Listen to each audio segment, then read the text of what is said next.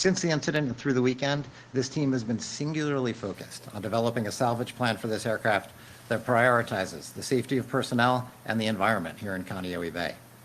As a result of that, we're mindful that we need to do better in communicating with our neighbors here about our progress, and that's why we're all here today.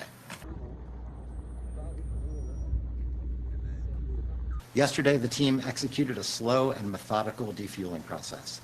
This was done to minimize the risk of environmental harm in the follow-on salvage process. We estimate that the aircraft had just over 2,000 gallons of fuel on board, and the team extracted all the fuel that they could get out of those tanks. This process was completed successfully without any fuel being released into the bay. Our divers also conducted a hydrographic survey to better assess the coral and marine environment around the aircraft.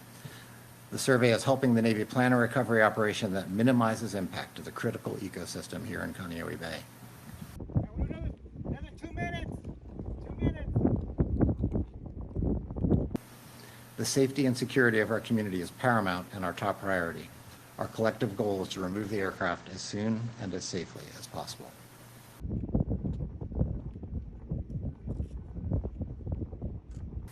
Let me emphasize that the Navy is not just a military organization operating within this community. The Navy is a part of this community. We share in its joys and its hardships. We care deeply about the impact of our activities and incidents such as this one.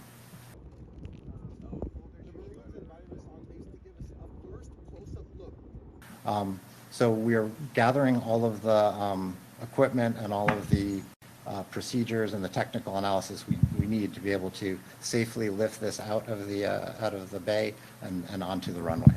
We want to do that in a way that does not harm the environment, and then we also, as a third priority, we want to see if we can do it in a way where we can preserve the capability of this aircraft. That sits at Kaneohe Bay a week after overshot the The aircraft, it is currently, there's a mixture of coral and sand underneath that. I believe right now it's the front landing gear is resting in a pocket. It's off and on touching depending a little bit on the tide, and then it is the left engine is resting on coral.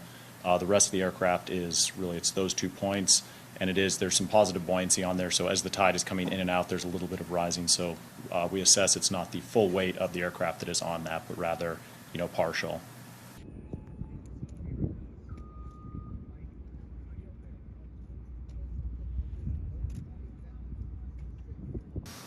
So we've done the assessment, but the Navy dive team is there really to assess the stability of the aircraft sitting there in the water to reduce the chances of anything being released. But once we get the aircraft out of there, our job is not done. Then we need to go. Then we can really come in, take a good look at the situation on the ground. We can bring in our partners here in the state of Hawaii and look to make this right going forward.